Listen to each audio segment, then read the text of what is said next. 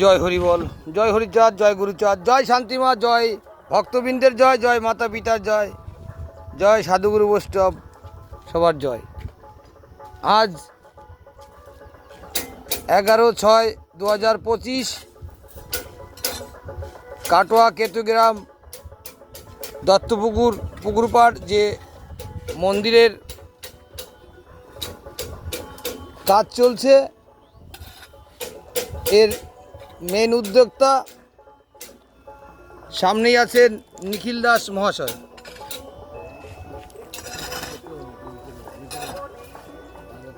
আজ দোতলার 7 লেভেলে যে টাইমের উপরে